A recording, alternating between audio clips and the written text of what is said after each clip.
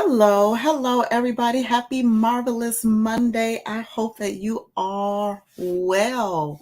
Listen, it is a marvelous Monday. I'm super excited that you're joining me today. I am none other than Carissa, the abundantly blessed landlord and tenant expert. And today I am excited to share, unfortunately, top five subletting nightmares. The top five subletting nightmares. Let me know where you're tuned in from. Show me some love in the chat box. Say, hey, girl. Hey, what is up, everybody? Hey, y'all. Hey. Hello, Kimberly. Thank you so much for tuning in. Beautiful. I'm super excited that you're here. Kim, I know that you are going to appreciate this today. This is for all of my property managers, landlords, housing providers, as well as tenants. Today, I'm sharing the top five subletting nightmares. And before I get into the discussion, I just want to share just a little bit about me today. I promise that the information I share is not legal advice. It is, however, the industry's best tips and practices. I promise that my only goal is to share information and to make sure that it's clear, it's precise, and it's relevant. So if you have any questions today, please feel free to drop your question in the comment box in the chat section. Don't be afraid. Let me know which platform you are tuned in from. I am live on Facebook. I'm live on LinkedIn, and I'm live on YouTube. So I just want to say thank you and welcome. All right, so let me get into the discussion on today. If you find that this information is helpful, or if you find it of value, please like, please tag, please share it with someone else. This is what I do every week. I'm live. I share discussion. I share topics. I share information for landlords and tenants, hopefully to improve the entire rental community. All right. So it is my passion. It is definitely a pleasure to do this. I'm super excited to have so many beautiful people here today. And again, I'm glad that you are joining me. So as I'm talking about the top five subletting nightmares, let me just give a brief overview or definition, if you will, about what a subletting situation look like, to define it for some people who don't know what it is. All right.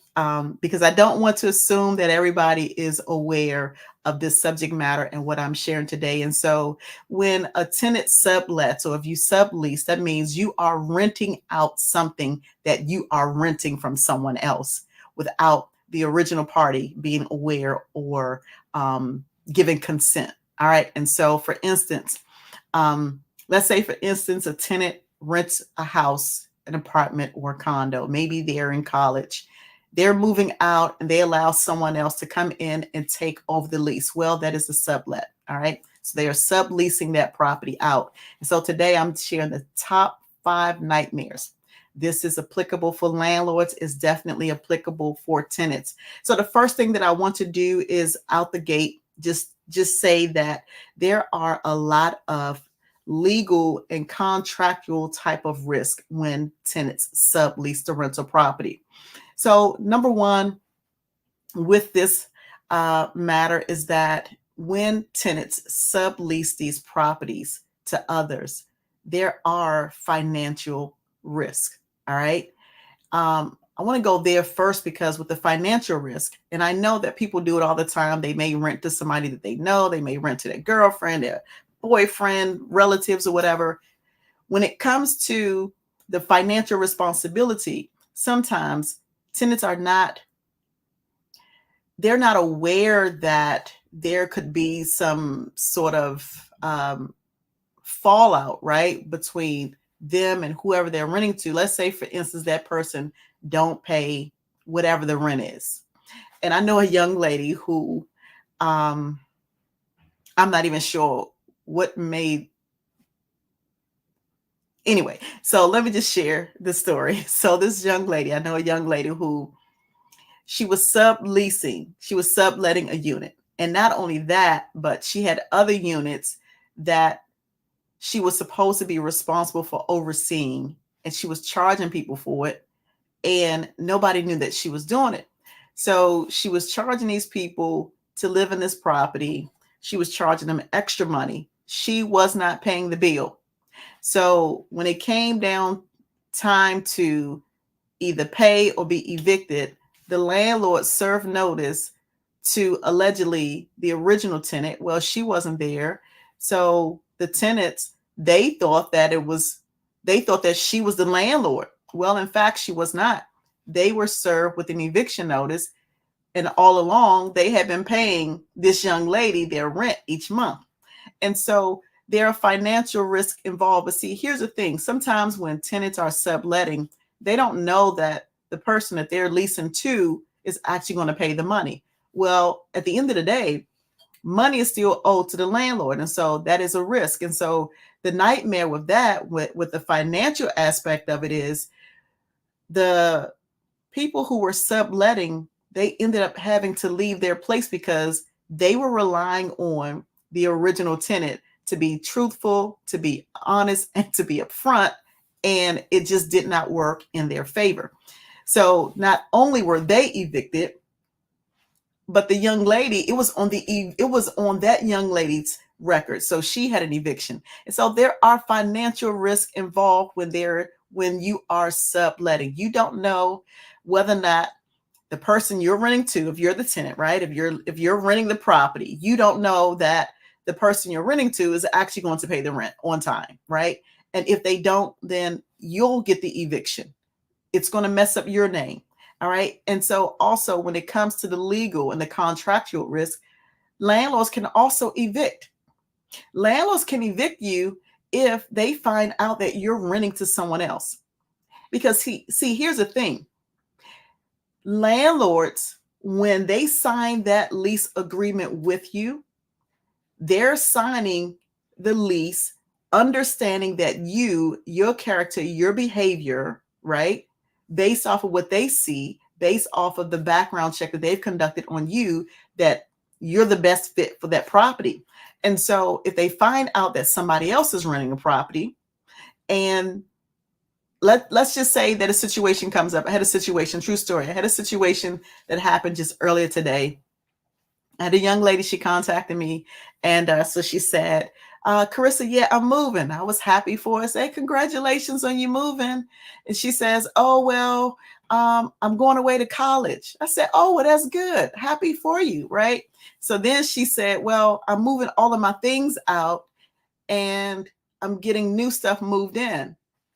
But if you're going away to college and you're moving all of your stuff out, why you having all new stuff moved in? And so her landlord is going to have to deal with that. And I'm just waiting to see how that situation is going to unfold. Hopefully it will all work well. Hopefully she won't have a nightmare that I have to come back and report. But see, here's the thing. When as a tenant, you take a risk on people to rent your property, you don't know their behavior. Even if you know them, let's say, for instance, they may be your best friend, right? You cannot guarantee, you cannot promise that their behavior is going to be honest and upstanding and it's going to check all the boxes on that landlord's list. If something happens that would require the landlord to go to that property, then that could end up horrible for you because that landlord would say, hey, listen, you're not even supposed to be here, right? And so don't open yourself up for a can of worms. Just go ahead and be truthful. Have those conversations with your landlord before you go down that rabbit hole. All right. So there are legal risks. There are financial risks. Then there's a lack of control because, like I said, you cannot guarantee the behavior of somebody who's living in that rental property. Even if you think you know them in and out. Listen, here's one of the things that I always say. I had to do a seminar and I was talking to a group of women and I told them, I said, listen, I have 4 children. I have 4 adult children. And I know I don't look a day over 27. And by the way, this is my birthday week. So, ow. So, but anyway, back to the story at hand. I was sharing with these women. I said, listen, I have 4 adult children. I stopped promising what my kids won't do because you don't know what somebody else is going to do. Even if they are your children, even if they are your best friends, even if they are your good girlfriends, your boyfriend, your boo thing, your significant other, you cannot guarantee what someone will or will not do. Listen, I was managing a property, true story. I was managing a property in DC many, many years ago. And one of the tenants decided that she was moving out of the property and she was going to, and she actually rented to her brother. But here's the thing, she was already delinquent on her rent. Okay, we were taking her to court. We were going to court to have her evicted because she had not paid rent in 7 months. Now, this was before the pandemic. Okay, so she had not paid rent in 7 months. So I came in as the new property manager and took her to court. So she moved out. She didn't tell the brother that she was already in court. So the brother was paying her money. Now he's putting himself, well, she's putting him at risk because she didn't tell him that there was this court case going on. So we only found out that he was living there because he was having parties. He had kind of, I don't think he intentionally meant to destroy the property, but he did. So for whatever reason, you know how you see these parties in the club, they have these champagne bottles. They got bottles with fireworks and stuff on top, right? So for whatever reason, he had a nice little celebration in the apartment, spacious 4-bedroom apartment, laid out from wall to wall, floor to floor, door to door. So anyway, he had these champagne bottles with fireworks on top, and the fireworks, they went off in the apartment and it caught fire, right? And so it was that behavior that alerted us like, hey, something is going on. Neighbors were complaining that there were loud music, there were loud parties going on pretty much every weekend. And so we had to do some investigation, had to show up on the weekend unexpectedly. So of course I do what I do because I'm the professional, right? So I took my team. I said, hey, listen, y'all gonna get some extra money. This is overtime for some, just extra pay for others. Meet me at the property on Saturday. We're gonna dress down. We're just gonna walk through the property, see what we can find out. So we get there. The brother answers the door. And I'm cordial. I'm like, hey, how's it going? How are you? And I asked for the leaseholder. And of course, I knew she wasn't there because she had already moved, right? And he was like, well, she's not here. I say, okay, well, I'm Carissa. Do you know when she's going to be back? I said, can you text her real quick and just let her know that I'm here because I thought that she would be here. So I still had not told him that I'm the landlord. I'm just dressed down like I'm Sally from around the way, right? And so he get on the phone. He was like, hey, Carissa's here. And she was asking what time were you going to stop by because she said that you're supposed to meet her today, right? So I said, well, can you put her on the speaker? Can you put her on speakerphone? So she gets on the phone and to her surprise, she hear me because she didn't recognize my first name because she only knew me by my last name, right? So she heard my voice and it went downhill really quickly after that. But here's the thing. You as a tenant, when you are leasing your property out to somebody else illegally, okay, you cannot control their behavior. And anything that happens to that property, you as a leaseholder is still responsible. You're still responsible. It doesn't matter if you wasn't there. It doesn't matter if you didn't initiate it. It doesn't matter, right? And so please be mindful.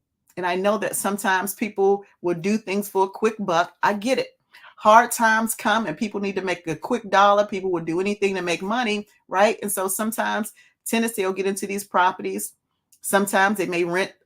And I know landlords are watching now and they can verify that what I'm saying is true. Some tenants, they'll move out of properties that are low income. And before you know it, something happens and it just turns out bad. And so I'm sharing this information because I want people to always know and understand that, as I said, you cannot control other people. You can't even promise. You can't guarantee what someone will or will not do. All right. So the next thing is the quality of tenants. Listen, landlords, especially those who have property managers, they have property management companies who are overseeing these properties, they have a job to do. And although it may seem like all is well on the surface, if a property management company is actually doing their job, right? They're conducting inspections, they're monitoring the property, they're walking the property. they have someone who's walking the property, they're going to determine that something is off. Okay. And so another horror story that I do want to share is that I had a young lady. She came to the office and she said, Carissa, I made a terrible mistake. She says, I'm embarrassed to tell you that I rented my property out to my best friend. She stopped paying me. And I know she changed the locks. I can't get in. And I think that she might have overdosed in the apartment. Now, if you can imagine, my eyes were like a deer in headlight. Like, wait, what? You rented the property out. The person stopped paying you rent. And you think they OD'd inside of the apartment. Like they're in the apartment, like right now, like at this moment, right now.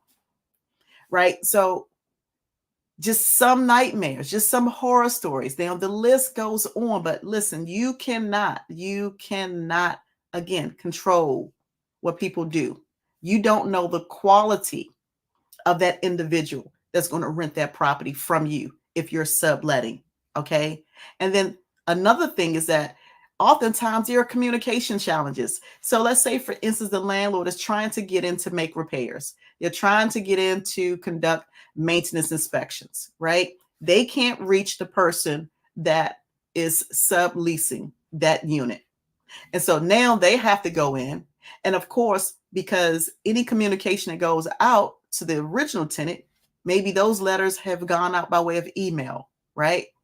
And so there's this communication barrier. There's this communication challenge, if you will, where the landlord think that they're communicating with the original tenant, but to their surprise, they find out that somebody else is living there.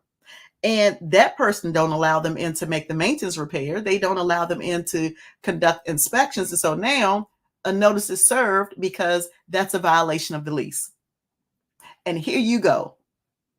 A bad thing gone horrible. You end up getting an eviction on your record as a tenant if you're subletting, right? You get an eviction because you let somebody rent your place when all you had to do is just be honest and upfront. Have these conversations with your landlord to say, hey, listen, I'm thinking about moving.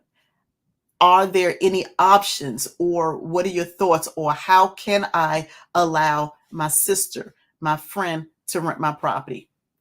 Now, I know some tenants who, hey, Vic, thanks for tuning in. I know a young lady who rented her property out to her boyfriend. She lives out of state. Vic, you said true. Absolutely. You said if a family member is living with you for more than 30 days and the original tenant moves, can the person not on the lease stay or have to go through the whole leasing process? Well, that's a good question, Vic. Thank you for that. So they should go through. Now, let me just say that it just depends on the management company. And that's a really great question. So if you have a landlord who's a sweetie like me, I really try to work things out with people. I know that situation happened, right? And so sometimes I'll work with tenants if I know they have a situation, but I can't work with them if they don't communicate what's going on. But in this situation, Vic, let me bring your question back up on the screen. If a family member is living with you for more than 30 days, the original tenant moves, can the person not on the lease stay? They may be able to stay. They should go through the application process, but because they're already in the property, it really just depends on that landlord. Do they want to go through that process of doing the background check, the screening, checking the credit, the criminal, the income, and all that stuff? Now, here's what I would do. I would definitely do it. Why? Because I want to know whoever's going to be in the household. Now, I would, if possible, if the behavior is good, if it's a good quality tenant, if they're still paying the rent, right? I may be a little more flexible to have them just to complete an application, just explain to them, listen, you can stay. We just have to go through the formality as we would when the original leaseholder took possession of the property, right? Just go through all of that, explaining it so that I can have it on file. Kim, are you on? Kim, let me know if you're still on. Kim, let me know if you're on. And why might that be important? Why might it be important to do a background check, to have the other person to complete the application? Why might that be important? Anybody, if you can just throw that in the comment section for me. Let me slow down for a minute before I go to my next one. That's a really great question. Let me put that back on the screen.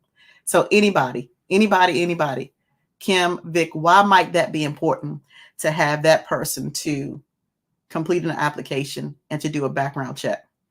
Either process.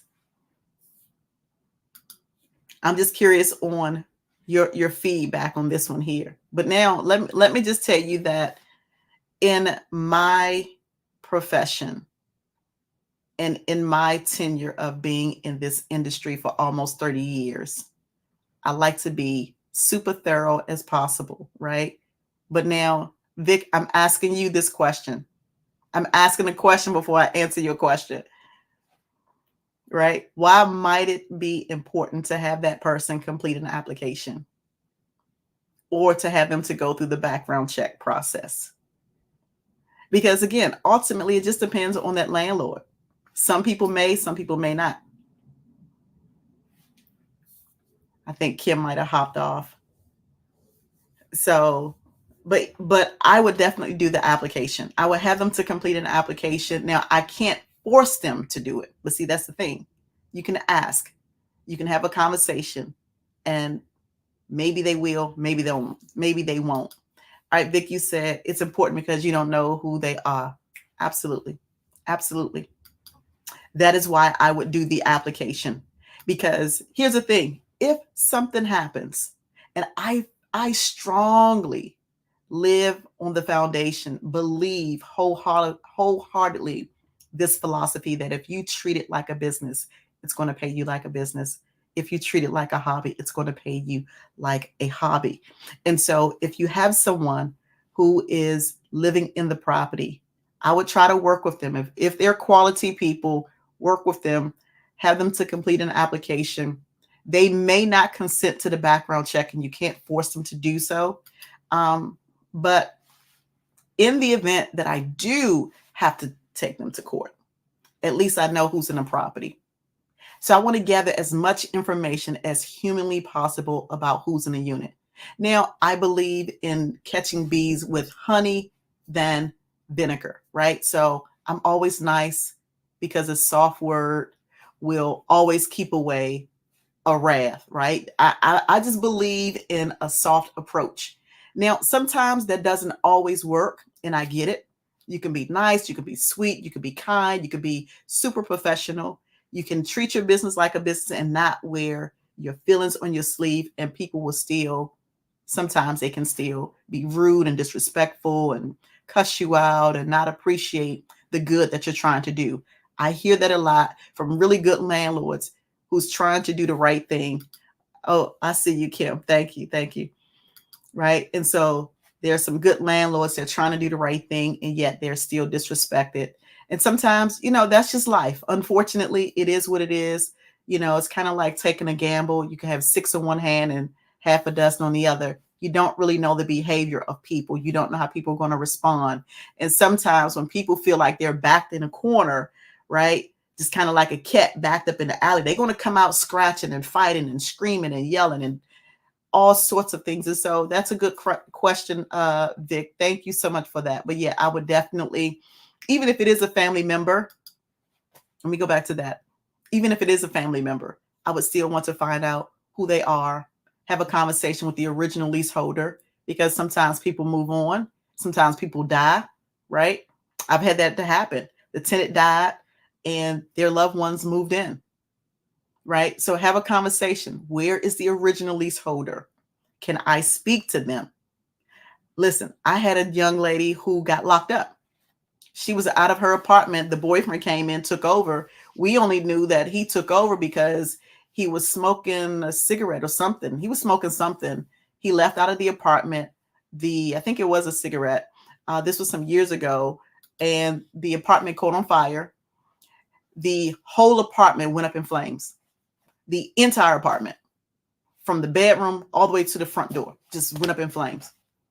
And so the neighbors, they were telling us who was there, and the original leaseholder, the female, she was locked up and she had been out of the unit for like 7 months. And the boyfriend had been there, had been taking the kids to school every day. And for whatever reason, he left out, maybe out I don't know, but I'm not surprised. Like, I am really not surprised. True story, Vic. Like, I'm really not surprised by the stories that I hear. And so this young man, he was now homeless. The young lady, she locked up whenever she got out of jail. She didn't have a place to come back to because they had to take that unit offline. Like, that apartment had to be stripped down to the core. Like, it was literally just, yeah, it was a hot mess. There were no walls, none. The roof was gone. And then when the fire department came, because that apartment was on the top floor, so when the fire department came, of course, water runs down, right? So remember, I said it was an apartment building, and the fire department came. They hosed it real good, and every apartment on that tier was damaged because of that one mistake of that one person. And that's all it takes. And so that's why I share these stories. I share this information because I want tenants, I want landlords to just think from a different mindset, different perspective. Now, listen, as a property manager, as a landlord, as an investor, sure, you're going to be upset if you find out things like this happens, which is why when you hear these type of situations, have conversations with your tenants. Reach out to your tenants and say, hey, listen, we have a policy of not subletting. However, we know that situations happen. Please contact us if you're having a situation or whatever. Just some sort of communication. Open it up so that tenants are not afraid to talk to you. Now, some tenants they're just not going to say anything to you. But if you open that door, you make it comfortable for them to communicate with you, they likely will communicate. What's going on, Christina Sheena? How are you, beautiful? Happy Marvelous Monday. Christina Sheena, listen, it is my birthday week this week, okay? I will be 27 again this week. February the 1st is my birthday, so I'm super excited. So listen, I wanted to share that, the top 5 letting nightmares, and I know that I could have shared a lot more horror stories, but I wanted to start it with the top 5 because I want the rental community to understand the significance of having these conversations and what it looks like. So if you are a tenant, you know someone who's a tenant, possibly subletting, renting out the property to someone that they're actually renting, right? Have a conversation with the landlord first, because if anything happens to your tenant now, your illegal tenant, you're still responsible as a tenant. You're still financially responsible. If that landlord has to take you to court, has to take your tenant to court for eviction, it's going on your record. It's not necessarily or solely going on that tenant's record, right? And so try to avoid going down those rabbit holes. And ultimately, at the end of the day, hopefully you guys can work it out together so that I don't have to come and share any more of these horror stories. But news just today, a situation happened, which is why I'm sharing this today about subletting, because these are things that are happening in the community. All right. And I wanted you to be aware. I hope that if you are a property manager, that you take heed to some of the things that I share. Please make sure that you tune in each and every Monday, 7:30 p.m. Eastern Standard Time, where I'm live on Facebook, I'm live on LinkedIn, and I'm live on YouTube. Please subscribe to my YouTube channel. You can always find me live. Click that subscribe button, hit that notification bell so that you'll be the first to know when I'm live and when I'm online. And then finally, I do want to share, Kim and Vic, I know that you guys already know this, but I opened up my Landlord Master Strategies class where I work with landlords on a deeper level. I do a deep dive on just systems that landlords should have in place. And I know that many of you tune in each week on Mondays, but I promise that there's a whole lot of information that I help landlords with, helping them to attract quality tenants, showing them how to quickly fill those vacant rentals and get paid monthly like an ATM. And so if you or someone that you know is interested, please go to my website. Check out the website, landlordlife.com. Please check it out, landlordlife.com. Here is the website there at the bottom of the screen there. If you want to stay connected with me, please make sure that you do so. You can go to the website. You can also email me. All right. If you want more information about the Landlord Master Strategies. It's a 6-week course. Please email me. That is my email address there. Okay. All right, now let me go back to my comments. Give me 1 second. I see your comments coming in, your questions coming in, Christina Sheena. So let me come to you now. All right, you said, Mrs. Span, you are awesome, amazing. I can go on and on.